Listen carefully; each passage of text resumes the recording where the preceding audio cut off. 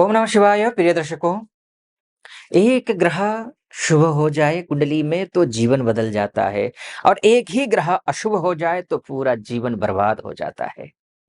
वरमेको गुड़ी पुत्रो न च मूर्ख शतान्यपि एकश्चंद्रस्तमो हन्ति न च तारा शतैरपि।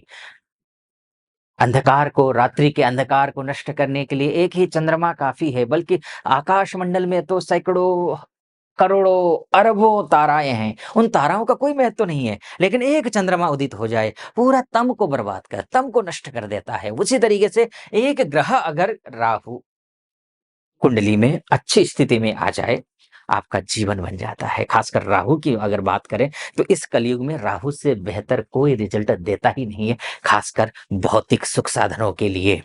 और सबसे ज़्यादा कष्ट आपको कहीं रहा है, तो आप मानसिक रूप से पीड़ित रहे हैं। पिछले 2 ढाई सालों से आप आर्थिक रूप से पीड़ित रहे हैं, आप कहीं न कहीं शारीरिक रूप से पीड़ित रहे हैं, रातों की नींद खराब हुई है, बेचैनी बहुत ज़्यादा रही है। लेकिन अब उस बेचैनी, उस नींद को, अच्छी नींद आने का समय है, बेचैनी खत्म होने का समय है, अब आर्थिक रूप से मजबूत होने का समय है।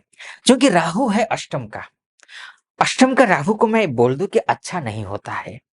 अब आप सोच रहे होंगे, अभी तो आप कह रहे थे कि अच्छा होगा, अब कह रहे हैं अच्छा नहीं होगा। हाँ, बिल्कुल सही है। राहु अष्टम का कतई अच्छा नहीं होता है।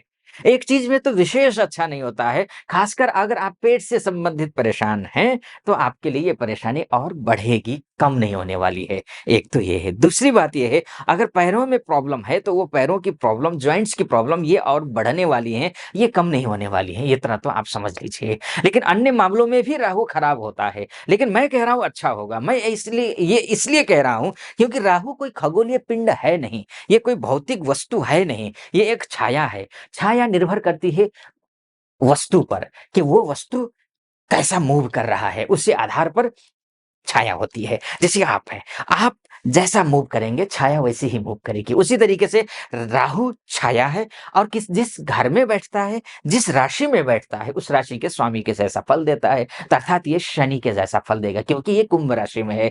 कुंभ राशि में शनि कहाँ बैठा है? शनि भाग्य स्थान में बैठा है। और शनि की विशेषता है, जहां बैठता है, जिस भाव में बैठता है, उस भाव को पुष्ट कर देता है। उस शनि की दृष्टि में जहर होता है, विष होता है, लेकिन जहाँ बैठता है वहाँ शुभता कर देता है। कारण भी है, कारण क्या है? न्याय का ग्रह है। न्याय जहाँ होता है वहाँ भले ही तनिक देर के लिए, कुछ देर के लिए अनकंफर्टेबल हो, असुरक्षित महसूस हो, लेकिन वास्तव में उसको अगर हम दूरदृष्टि रखें तो शुभ होता है। तो भाग्य स्थान में शनि बैठा है, तो भाग्य को मजबूत करेगा, भाग्य को प्रभावित करेगा, और जैसा फल शनि देगा वैसा ही राहु देगा। राहु अर्थात आपके लिए भाग्य मजबूत करता हुआ दिखाई दे रहा है।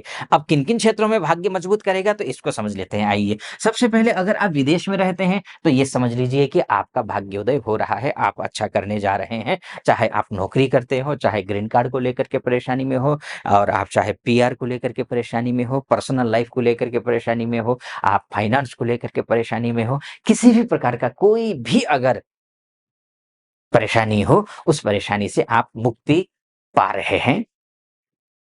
चाहे आप विदेश में हो, चाहे आप एमएनसी में काम करते हो या विदेश जाना चाहते हो। ये तो ठीक है, पहली बात। दूसरी बात ये है कि कहीं घूमना जाना चाहते हैं आप, तो शुभ है। इन 1.5 वर्षों में आप प्लान बनाइए, आप घूमने जा रहे हैं। लेकिन स्वास्थ्य का ध्यान रखना है, ड्राइविंग बिल्कुल सँभल कर करना है, ये आपको ध्यान रखना पड़ेगा, ठीक है? अब इसके बाद आइए, इसका सीधा फाइनेंस को देखते हैं। आप कहीं भी रहते हो, आप देश में हो, विदेश में हो, आप एमएनसी में काम करते हो, आप डोमेस्टिक लेवल पे काम करते हो, आप नौकरी करते हो, आप आपका प्रमोशन नहीं हो रहा हो, या फिर बॉस के साथ रिश्ते अच्छे नहीं हैं, या फिर जॉब चेंज करना चाहते हैं, या फिर जॉब नहीं लगी है, जॉब की इंतज़ार कर रहे हैं कि कहीं से इंटरव्यू कॉल आ जाए, या फिर आप बिज़नेस करते हैं, आप मैन्युफैक्चरर हैं, आप रिटेलर हैं, आप छोटे-से उद्यम हैं, बड़े उद्यमी हैं, मझोले उद्यमी हैं, कुछ भी हो, आपके लिए पैसा, टका धर्म, टका कर्म, टकैव परमं सुखम, यस्य गेहे टका नास्ति हे टके टक टकायते। जिसके घर में पैसे नहीं है, वो रात दिन टका टका टका, टका अर्थात पैसा, ये कहता रहता है। ये टका ही कर्म है, टका ही धर्म है, और टका परम सुख है। वो टका आपके पास आ रहा है,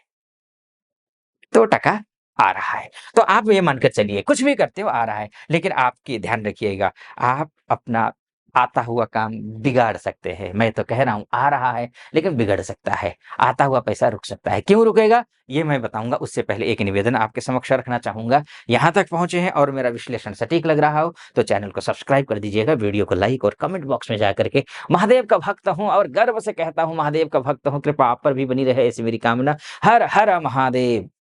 5 बार, 11 बार, 21 बार जो भी श्रद्धा बने आप लिख दीजिएगा। चलिए आइए, मैं वो क्यों कह रहा हूँ?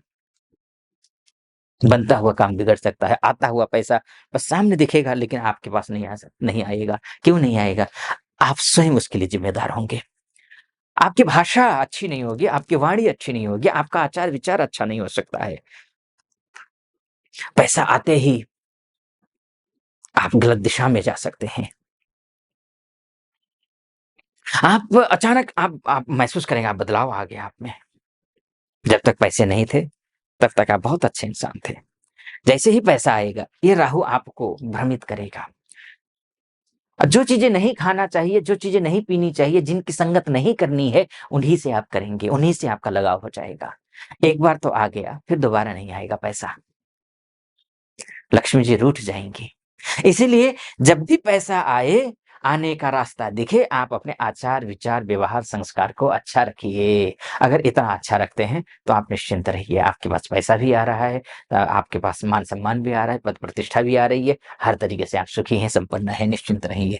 लेकिन हाँ, घर खरीदना हो, पैसा तो आ रहा है, आप पैसा आएगा तो स्वाभाविक है, आप घर खरीदने की सोचेंगे या फिर प्रॉपर्टी खरीदने की सोचेंगे या फिर आप गाड़ी खरीदने की सोचेंगे या फिर आप फ्रेंड सर्कल में कुछ जो है ना कुछ पार्टीज इत्यादि करने की सोचेंगे या फिर फ्रेंड्स के साथ मिलकर के पार्टनर के साथ मिलकर के आप कहीं इन्वेस्ट करने की सोच कोशिश करेंगे। लेकिन इन सभी चीजों में सतर्कता बरतनी है, धोखा खा सकते हैं। जहां सावधानी हटी, दुर्घटना आपके लिए डेफिनेटली घटी। तो ये आपको ध्यान रखना है, ठीक है? ये आपको और फ्रेंड से पैसा देना हो ना, पैसा मत दीजिएगा। पैसा लेने की कोशिश कीजिए, देने की कोशिश नहीं। और लिए हुए हैं तो उतारने की कोशिश कीजिए और ये ग्रह पैसा आएगा तो स्वाभाविक है उतरेगा भी। है ना? ऋण से उऋण होने का सही समय है। तो बढ़िया है। यानी कि नौकरी हो, सब कुछ के लिए बिज़नेस हो, सब कुछ दे ठीक है ये, बशर्ते आचार, विचार, व्यवहार, संस्कार अच्छा रखना है, अन्यथा खराब कर देगा। मैं जो बोल रहा हूँ उसका ठीक उलट हो जाएगा क्योंकि अष्टम का राहु शुभ नहीं होता है। शर्तें हैं। उपाय आप समझ लीजिए। आचार-विचार लास्ट में ये मत सोचने का अच्छा नहीं है। अच्छा उस मायने में होगा जब मैंने बोला ना आपको कि वो करना है। आचार-विचार अच्छा रखिए, ठीक हो जाएगा। उपाय समझ लीजिए क्या है।